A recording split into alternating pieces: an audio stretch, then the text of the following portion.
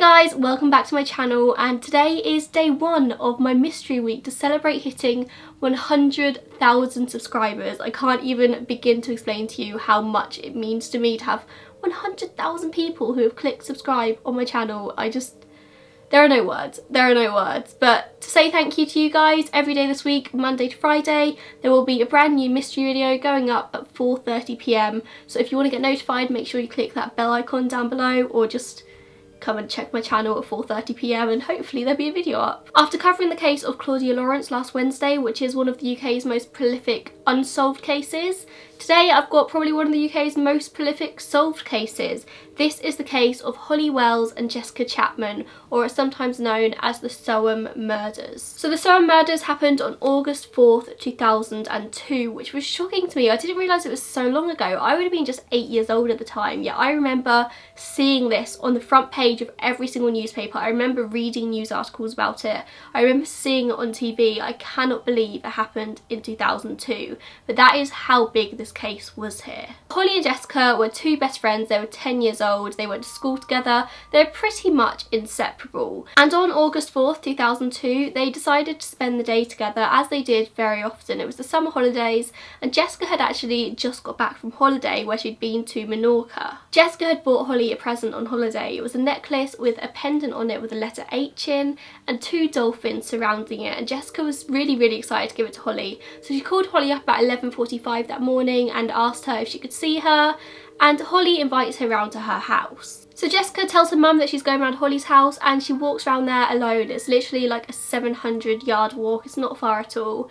And she gets around to Holly's house just before midday, and the two girls spend all afternoon playing on the computer with another friend as well, who actually left earlier in the day. At some point in the afternoon, the girls both get changed into Manchester United football shirts. They're both massive Man U fans. So Holly puts on her own shirt and Jessica puts on Holly's brother's shirt, and they just look really cute wandering around the house in these matching shirts that say Beckham on the back. And so Holly's mum snaps a photo of them, and this photo is now infamous. It's the last ever photo of Holly and Jessica. In the search for them, this was the photo that was splashed all across the front pages. That evening for dinner, Holly's family were hosting a barbecue for some family friends, and of course Jessica was invited to join them, so they all sat down for dinner, and they finished eating around 6 o'clock. After they finished eating, all of the adults say they saw Holly and Jessica head upstairs. They could hear them wandering around upstairs for a little bit before it goes quiet, and they just assumed that the girls were sort of just sitting there having a chat. Like, the fact they weren't making noise wasn't a big deal.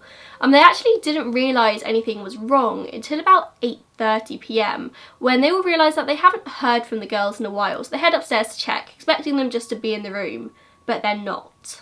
You see, shortly after 6:15 p.m, Holly and Jessica had decided to go for a walk. And they were 10 years old, they thought they were grown up, they thought they were independent, and so didn't bother telling anyone where they were going. They must have snuck out the house without anybody realising. And they just start to wander around. I assume this is something they probably did quite often, just wandering around the street. Soham was quite a small place, everyone knew everyone.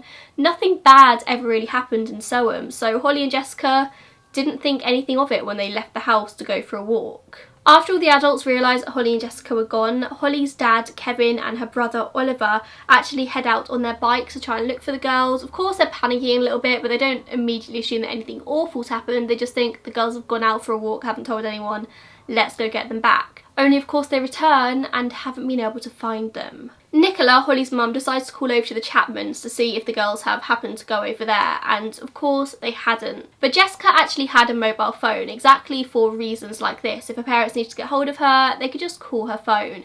And so Jessica's mum calls the phone and it's switched off, there's no answer.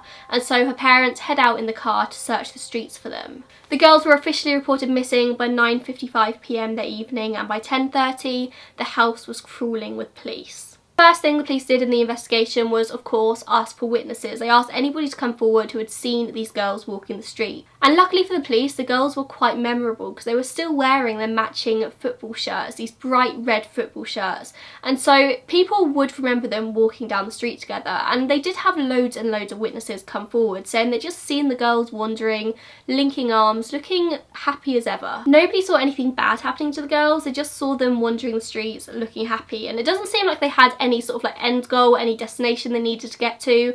From all the witness statements, it seemed like they were just sort of like wandering back and forth, going down some streets and then walking back up. They were just wandering and chatting. The police pulled CCTV from the Ross Piers Sports Centre, and the CCTV actually shows the girls walking past at 6:28 p.m. And then the CCTV shows them walking into the reception of the sports centre, where they go up to the vending machine and buy some sweets.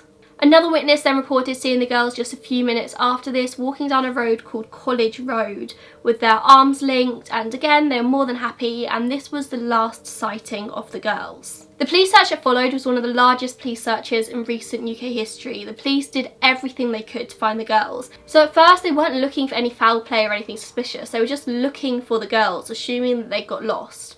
And they soon realised that this probably isn't the case. They attempt to trace Jessica's phone, but of course this was 2002 with 2002 technology, and they could tell that the phone was most likely in the Soham area, but they couldn't actually pinpoint it to a more exact location. So at least they knew that the girls were probably still around this area. The police's next port of call was to set up an investigation hub, a sort of central place where everyone could come, witnesses, volunteers, anybody who had any information could come to this one place, and they could basically talk to the police there. And of course it was used for this purpose, but the police also had a different motive in mind here. They were trying to keep a really close eye on anybody who was inserting themselves into the middle of the investigation, anybody who showed a bit too much of an interest. Obviously cases like this rely really heavily on public volunteers, people who are going to give up their own time to help the police search, because you need a lot of manpower for things like this. And that's normal. Having people coming forward and volunteering is fine, but people who show a bit too much of an interest, who want to know all the details, know exactly what the police know, that usually rings alarm bells. And the police knew that it was very likely that whoever had harmed the girls was probably from the area, and that they'd want to keep an eye on the investigation. Quite a few potential leads and clues would filter in over the next few days, and one of these was that a rusty white van had been seen driving around the area, driving a little bit suspiciously, whatever driving suspiciously means, and the police actually find this van and they seize it, and it doesn't turn out to be anything. There was also another witness who said they'd seen a man in a car driving erratically with two children in the back. They were driving like really fast and slow, and they were turning really quickly. And again, the police try and look into this, but it doesn't come to anything. In general, most of the leads in this case would just lead to dead ends. The police didn't really know where to look. They of course began by looking at sexual predators in the area, but like I said, Soham's quite a small area. There weren't many convicted sexual predators around at that time, so they interviewed them all, and they all had pretty solid alibis, and so the police were pretty sure it wasn't any of these people that they interviewed. People began to wonder if there was a link to an attack on a 6-year-old girl the year before, or a 12-year-old girl who had reported being followed home one day. And again, the police try and look into this, and it doesn't lead to anything. So it's the 15th of August and the girls have been missing for 11 days. So Sky News come to Soham and decide to do a reenactment of the girls' last footsteps. They're trying to find any other witnesses, and they also go around and interview witnesses who have already come forward. And one of these witnesses is the last person who had seen the girls. He admitted probably being the last person who had seen them, a man called Ian Huntley. Now Ian Huntley came forward saying that he'd seen the girls walking past his house that day. He was at the front of his house giving his dog a bath, and the girls wandered past and they stopped to have a quick chat with him. See, Ian Huntley's girlfriend was Maxine Carr, who was the girls' favourite teaching assistant at school. So the girls stopped to ask Ian some questions about Miss Carr. Ian himself was a caretaker at a local college, and the cottage he lived in, his house, was actually on these college grounds, and that's the house that the girls walked past that day. Ian had worked there since November 2001, and this was despite his extensive criminal history of sexual contact with minors. He'd left school at 16 and went straight into employment from school, and he got himself a bit of a reputation for being someone who's interested in younger girls. He was one of those guys that when he was 18, he was dating 13, 14-year-olds. He was just always known for being in a relationship with younger girls. But then in 1994, he meets 18-year-old Claire Evans, and the two actually get married after just a number of weeks.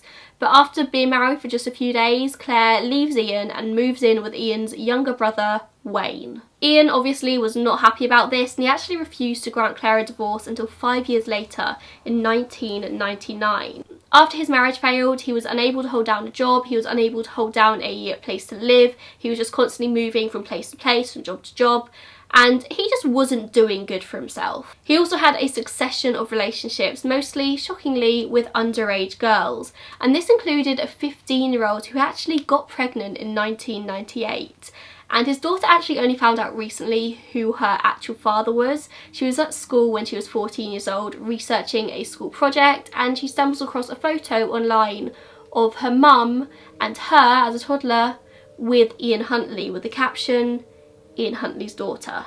A later inquiry showed that between 1995 and 2001 he actually had sexual contact with 11 different underage girls between the ages of 11 and 17. In 1998 he was actually charged with robbing a neighbour's house and the rape of an 18-year-old girl in Grimsby, but neither actually went to court due to a lack of evidence. And then in February 1999 he meets 22-year-old Maxine Carr at a nightclub, and after just 4 weeks they move in together. They have a really fast relationship, and their relationship continues up until everything happened with Holly and Jessica.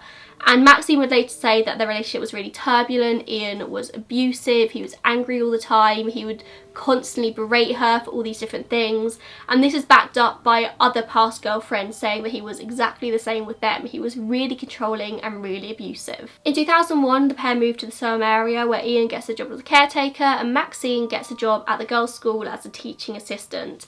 And Ian gets a job, like I said, despite all of his criminal past, because although it's very well known that he has a particular proclivity for underage girls and he has been in trouble with the law before, he's never actually been convicted of anything. It's always not gone through to a lack of evidence or a lack of witnesses. Now both the girls, like I said, went to the same school, and Maxine Carr was their teaching assistant, and Miss Carr was their absolute favourite. The girls loved her, and so they were devastated when they found out towards the end of term that Miss Carr wouldn't be joining them again next year. She'd applied for a full-time job as a teaching assistant and she'd actually been rejected for it because there was actually concerns that she was getting a bit too close with the children. And I don't mean that in an Ian Huntley dodgy kind of way, she just got too emotionally attached to the children, and so the school thought it was best if she didn't continue with them. So Ian said that on the day the girls disappeared they stopped by the house to ask about Miss Carr, ask how she was doing, asked if she'd got another job, and apparently after that the girls just went on their way. They walked back down towards the sports centre.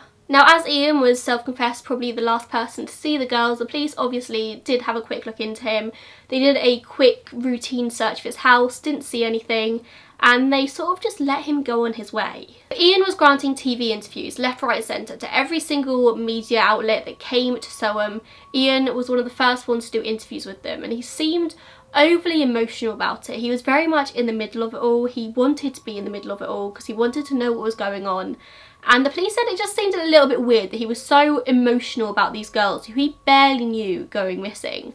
And the police knew this was dodgy, and so did the journalists. Actually, apparently 2 different journalists came to the police and said, like, we've interviewed this guy, he seems a little bit weird, and the police agreed.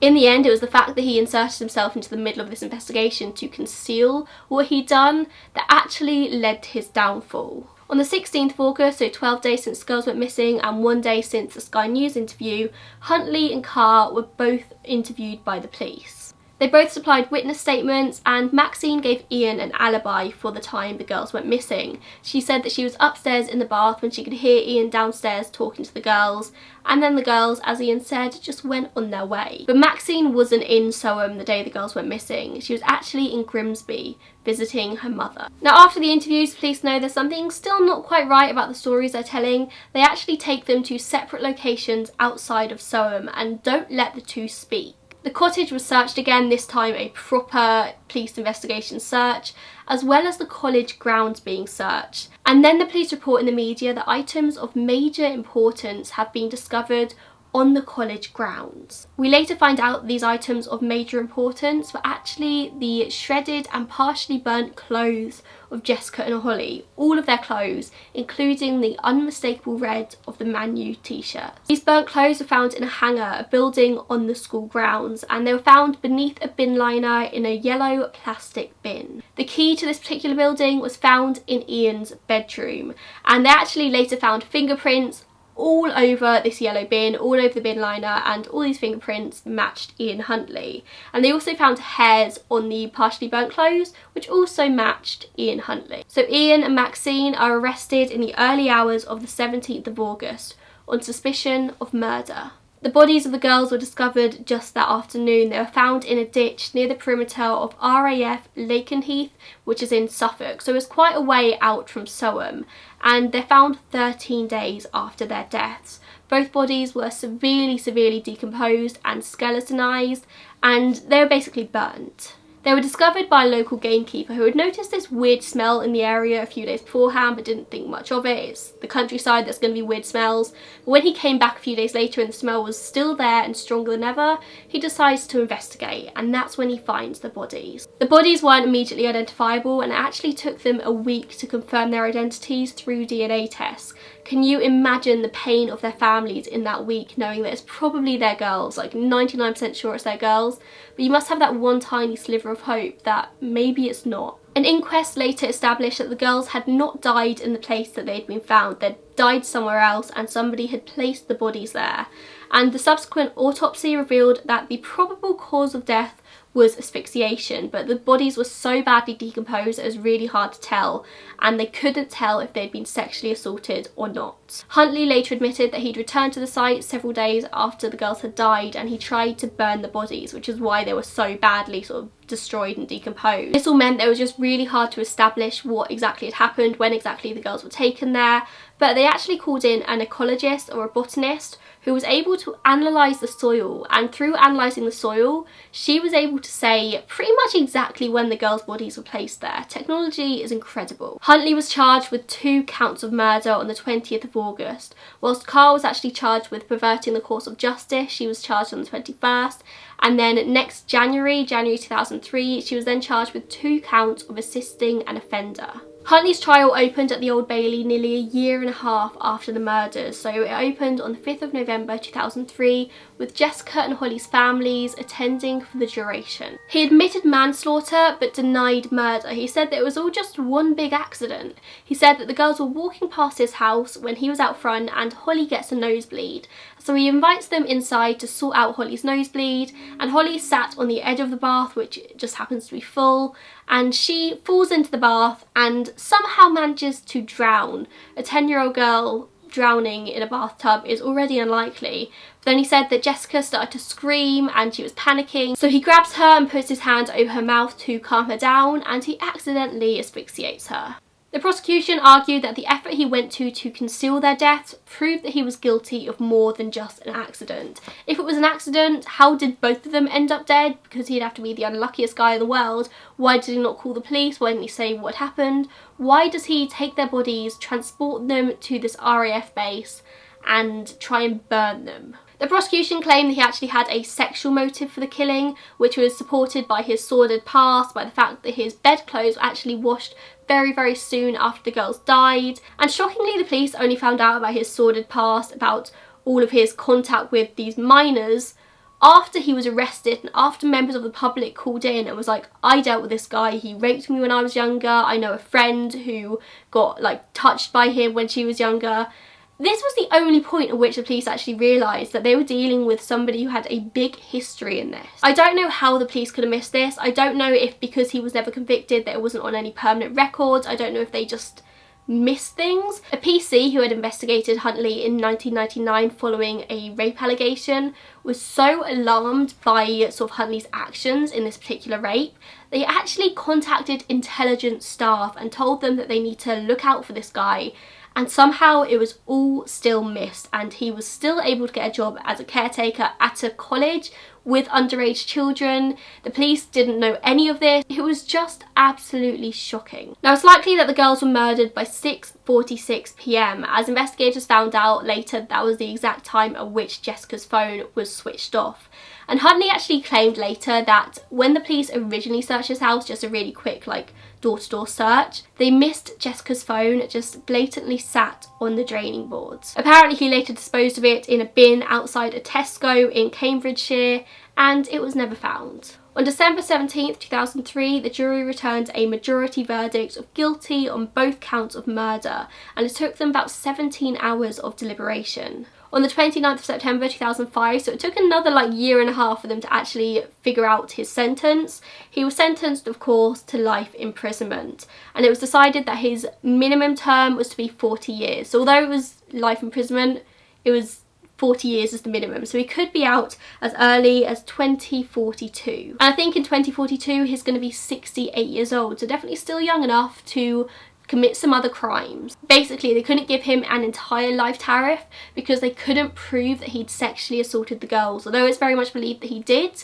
they couldn't prove it, and so they couldn't give him a literal entire life. It actually came out in the media after he was convicted and everything that he almost didn't stand trial. Straight after his arrest, he actually refused to answer any questions. Apparently he was sitting there rocking back and forth, dribbling, pretending he didn't understand. He was feigning a mental illness, so much so and so convincingly that he was actually sectioned for 2 months under the Mental Health Act before psychiatrists realised that actually this guy's fine, there's nothing wrong with him. And apparently all throughout the 90s as well, whenever he was talking to the police, he would also pretend to be mentally ill then, and maybe that's how he got let off so leniently, because everyone was like, oh, he's just this mentally ill guy, he doesn't know what he's doing. So now let's talk about Maxine Carr, who was being charged with perverting the course of justice and assisting an offender. And she pled guilty to the first charge and not guilty to the second. You see, Maxine was not with Ian on the night of the murders. This has been 100% proved. She was 100 miles away in Grimsby visiting her mother.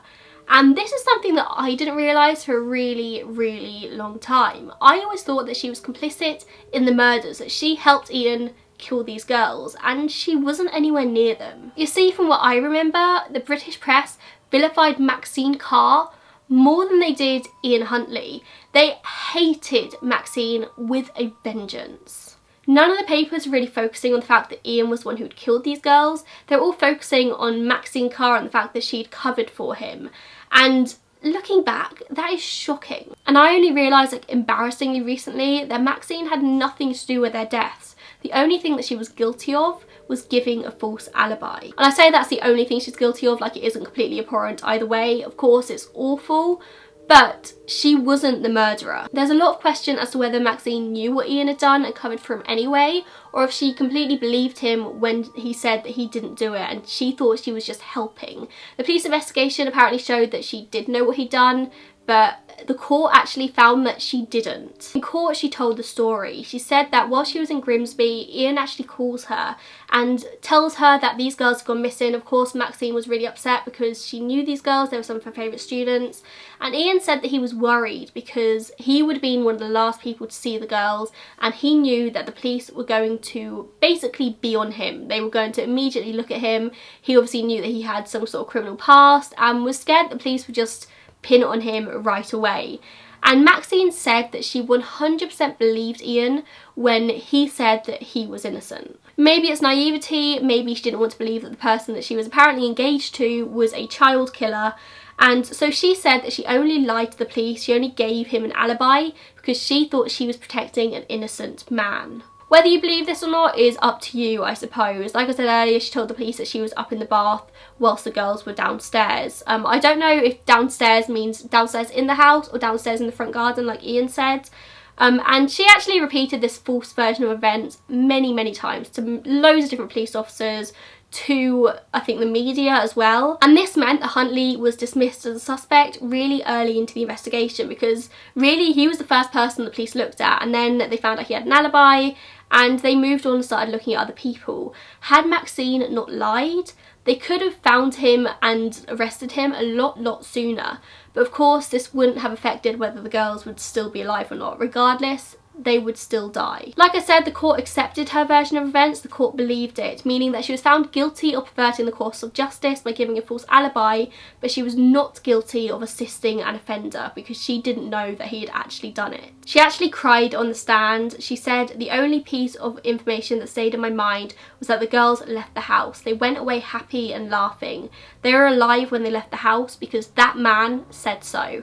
So she believed Ian Huntley, so she says. She was sentenced to 21 months in prison but was actually released on the 14th of May 2004 because she'd already spent 16 months on remand. In 2005, she actually won an injunction and was given a new lifelong identity. So the media can never ever reveal who Maxine Carr is now. She's now married, she's got a child, and even the child is never allowed to know who his mother really is. There's actually only 4 people in the UK who have been granted this lifelong complete injunction, and that is Maxine Carr, Mary Bell, and Jamie Bulger's killers, Robert Thompson and John Venables. Maxine Carr is now out of jail, while Ian Huntley will be in there for many, many more years to come. I think there's still over 20 years left. In 2005, he was actually scalded with boiling hot water by another inmate, and then a couple of years later, another inmate tries to kill him and fails.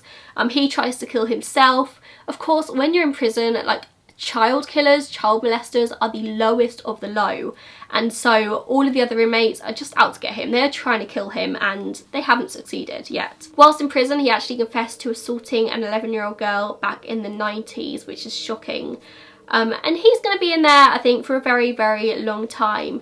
Now, the Wells and Chapman families were awarded £11,000 in compensation, which is just a pittance. £11,000 for your daughters. I mean, I'm sure they'd rather have their daughters than have a single penny of it, but it's almost offensive, £11,000. After he went to jail, an inquiry began to look into how he was able to get a job at a school despite his past, and the Humberside and Cambridgeshire police were actually criticised for failing to maintain intelligence on him.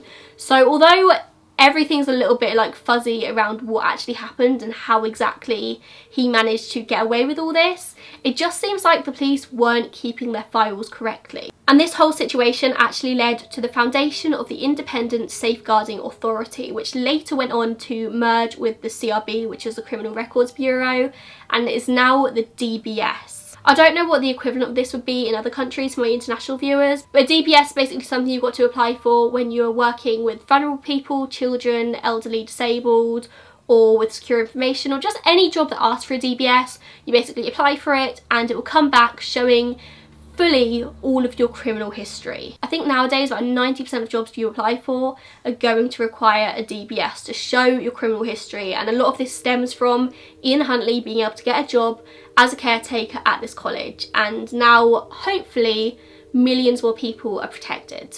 The police were also ordered to keep clear records, clear information, to file everything properly, and hopefully this would never be able to happen again. And that's a really sad story of Holly Wells and Jessica Chapman. I hope to see you guys again tomorrow at 4:30 for another video. Leave your comments down below and I'll see you then. Bye guys.